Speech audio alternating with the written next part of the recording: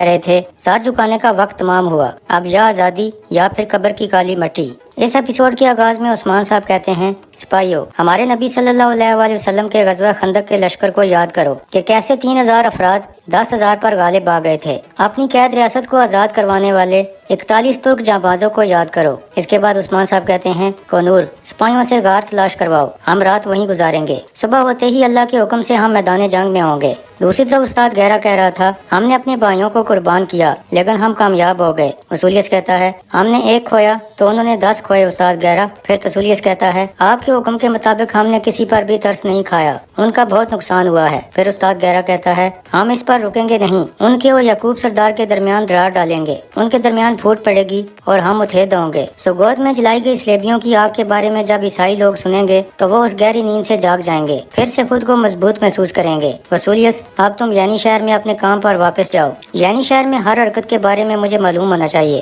تسولیس اور تھامس، تم دونوں کل گورنر کے پاس جاؤ گے، کل اس سے ملاقات ہوگی۔ بھائیو، ترکوں کی ہم سے ہتھیائی گئی تمام زمینیں اور قلعے ہم واپس لیں گے، عیسیٰ کی قسم کھاتا ہوں۔ اس کے بعد رات کا وقت ہو جاتا ہے، یعنی شہر کے سرائے میں اورحان کہہ رہا تھا، تمام سپاہی شہر میں اپنے فریضے پر ہیں، شکر ہے کہ یعنی شہر محفوظ ہے۔ بوران کہتا ہے، قلعوں میں بھی ہمارے تمام جنگجو چوکس ہیں۔ پھر مالہن خاتون کہتی ہے، کوئی بھی جگہ محفوظ نہیں ہے۔ کیا بالا خاتون نے احتیاطی تدابیر میں کمی کی تھی کہ سوگوت پر حملہ ہو گیا؟ یہ واضح ہے کہ یہاں پر حملہ کرنے والا اور سوگوت پر حملہ کرنے والا ایک ہی ہے، غدار ہمارے بیچ میں ہے۔ یعقوب سردار اس صورتحال سے فائدہ اٹھائے گا۔ اتنے میں ایک سپاہی اجازت مانگ کر اندر آتا ہے اور کہتا ہے، شہزادے، یعقوب سردار آئے ہیں۔ یہ سن کر اورحان اور مالہن خاتون سوچ میں پڑ جاتے ہیں۔ اسی دوران یعقوب سردار اپنے گھر والوں کے ساتھ سرائے میں داخل ہو چکا تھا۔ جرگتائی کا بیٹا کہہ رہا تھا، شکر ہے ہم اپنے گھر واپس آ گئے، عثمان صاحب میں آ گیا ہوں۔ یہ سن کر الگن خاتون اسے خاموش کرانے کی کوشش کرتی ہے۔ اس کے بعد یعقوب سردار اسے اٹھا کر کہتا ہے، بیٹا اب تم گرمیانی ہو، اور گرمیان والوں کا صرف کائی قبیلہ نہیں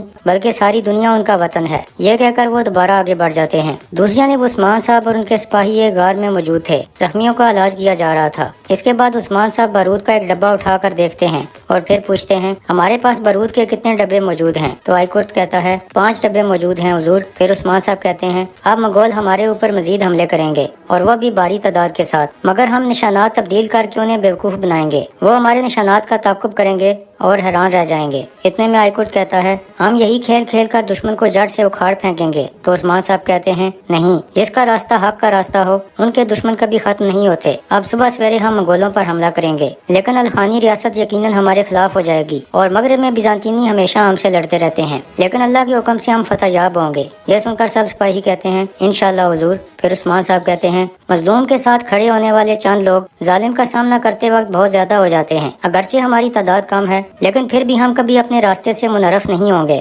ملازگڑھ کی جنگ میں دشمن ہم سے 4 گنا زیادہ تھا لیکن فتح یاب ہم ہوئے۔ یہ حق و باطل کی جنگ ہے جو رہتی دنیا تک جاری رہے گی۔ اتنے میں ایک سپاہی آ کر کہتا ہے، حضور وہ آ رہے ہیں۔ تو عثمان صاحب کہتے ہیں، وہ ہمیشہ آئیں گے اور ہم ہمیشہ ان کے خلاف جنگ کریں گے، انہیں آنے دو ذرا۔ ادھر یعنی شہر میں یعقوب سردار دیوان میں داخل ہوتا ہے تو اورحان اس سے خوش آمدید کہتا ہے، لیکن یعقوب سردار کوئی جواب نہیں دیتا، اور پھر سردار والی نشست پر بیٹھ کر کہتا ہے، مالہن خاتون، اگر آپ اجازت دیں تو میں دیوان شروع کرنا چاہتا ہوں۔ اتنے میں اورحان کہتا ہے، ہمارے دیوان کے کچھ قوانین ہیں یعقوب صاحب۔ عثمان صاحب کے دیوان میں ہمیشہ مالہن خاتون موجود ہوتی ہیں۔ تو یعقوب سردار کہتا ہے، میں عثمان سردار نہیں ہوں اورحان صاحب، میرے دیوان میں صرف مرد ہی بات کرتے ہیں۔ یہ سن کر مالہن خاتون کہتی ہے، یقیناً آپ عثمان سردار نہیں ہیں، کیونکہ وہ جانتے ہیں کہ وقت آنے پر عورت مرد سے زیادہ مضبوط ہوتی ہے، اسی لیے وہ ہمیشہ ہماری بات سنتے ہیں۔ یہ کہہ کر مالہن خاتون وہاں سے چلی جاتی ہے۔ اس کے بعد مہمت آگے آ کر اورحان کے سامنے کھڑا ہو جاتا ہے۔ پھر اورحان کہتا ہے، خیر ہے یعقوب صاحب، کیا آپ تعزیت کرنے آئے ہیں؟ یعقوب سردار غصے میں کہتا ہے، کس تعزیت کی بات کر رہے ہو اورحان؟ عثمان کی غیر موجودگی میں آپ لوگوں نے کمزوری دکھائی، میں یعنی شہر اور سرائے محل میں نظام قائم کرنے آیا ہوں، آپ سے یہاں میرا حکم چلے گا۔ اورحان کہتا ہے، کائی والوں کا سبرہ موجود ہے یعقوب صاحب۔ پھر یعقوب سردار کہتا ہے، سوگوت کی حفاظت تو آپ لوگوں سے ہو نہیں سکی، اس محل پر بھی کچھ دن پہلے حملہ ہو چکا ہے، کائی والے اب میرے حکم کے تابع ہیں، آپ لوگوں کی عزت میری عزت ہے،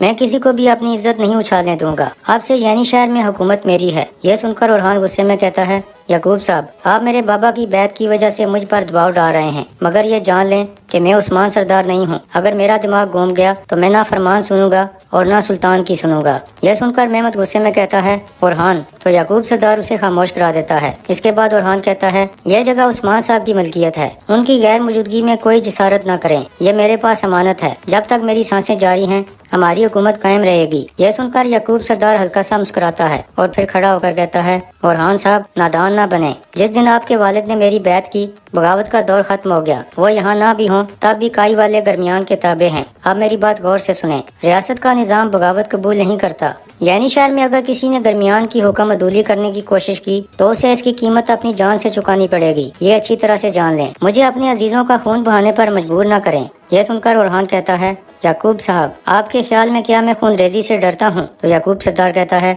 तुम डरते नहीं होगे बेटा, और मैं खून बहाने से नहीं हिचकिचाता। फिर याकूब सरदार एक तलवार उठाकर कहता है, मगर हम एक दूसरे का खून नहीं बल्कि काफरों का खून बहाएंगे। सोगोत में किए गए हमले की स्लेबियों से कीमत वसूल करेंगे। सहन में जंग के लिए दीवान मुनक्कद किया जाएगा। फतवात की राहों का तयन करेंगे। काफरों को इस्लाम की तलवार कुचल कर रख देगी। ये कहकर याकूब सरदार अपने साथियों के साथ बाहर की तरफ चल पड़ता है। उनके जाने के बाद बुरहान कहता है, शहजादे अब हम क्या करेंगे? और हान कहता है, उस्मान साहब ने इनकी बैत की है। बाबा की बात से हम मुनरफ नहीं हो सकते। सब्र करेंगे और नतीजे का इंतजार करेंगे। दूसरी तरफ मंगोल उस गार में पहुंच जाते हैं जहां उस्मान साहब और उनके सिपाही बैठे हुए थे। इतने में उस्मान साहब और उनके सिपाही सामने आ जाते हैं, क्योंकि वो उनके लिए बिल्कुल तैयार थे। इसके बाद मंगोलों पर तीर चला दिए जाते हैं। इधर यानी शहर में खवातीन को इधर उधर जाता देखकर मालून खातून फातिमा से वजह पूछती है। तो फातिमा कहती है, सादत खातून के लिए कमरा तैयार करवा रही हूँ, लेकिन वो उलगिन खातून के साथ महल के कोने कोने में घूम रही है। अब वो दोनों बावर्ची खाने की तरफ जा रही हैं। इसी दौरान सादत खातून पूछ रही थी, ये राहदारी किस तरफ जाती है उलगिन? तो उलगिन खातून कहती है, यह शहजादों के कमरों की तरफ जाती है सादत खातून। दरवाजों पर मुहाफिज पहरा देते हैं। मखसूस औकात में खवातीन सफाई के लिए अंदर जाती हैं और फिर बाहर आ जाती हैं। इसके बाद वो बावर्ची खाने में पहुंच जाती हैं। उलगिन खातून कहती है, बहनों अभी काम छोड़े और सादत खातून की बात सुने। यह सुनकर एक खातून कहती है, तुम इस हवेली से चली गई हो, हम तुम्हारी बात क्यों माने उलगिन? इतने में सादत खातून कहती है, तुम्हें सुननी होगी। अब से तुम सब उलगिन की बात सुनोगे। इसकी बेअदबी मेरी बेअदबी में शुमार होगी और सजा दी जाएगी। फिर उलगिन खातून कहती है, सुना नहीं, अब सब अपना काम छोड़कर बात सुने। यह सुनकर सब खवातीन काम छोड़कर खड़ी हो जाती हैं। फिर सादत खातून कहती है, कल तुर्कों के अहम तरीन सरदार दीवान में आएंगे। खाने और मशरूबात तैयार किए जाएं, एक भी गलती ना हो। उलगिन खाने की जिम्मेदारी तुम्हारे हवाले है। और फितनत, कल हमारे महल से लाए गए बर्तन सरदारों के दस्तरखान पर सजाना। यह बर्तन रखने के काबिल नहीं है और कल ताज़ा शरबत तैयार किया जाए। इतने में मालून खातून वहाँ पहुँचती है और कहती है, आपके सामने खादमाएं नहीं बल्कि मेरे खानदान के अफराद हैं। ये मेरा घर है, अपने अल्फाज पर ध्यान दें। सादत खातून कहती है, आपको मेरे साथ मुदाखलत का हक किसने दिया मालून? तो मालून खातून कहती है, सादत खातून आप यहाँ मेहमान हैं। ये सुनकर सादत खातून कहती है, नहीं मैं यहाँ मेहमान नहीं हूँ, मैं इन सरजमीनों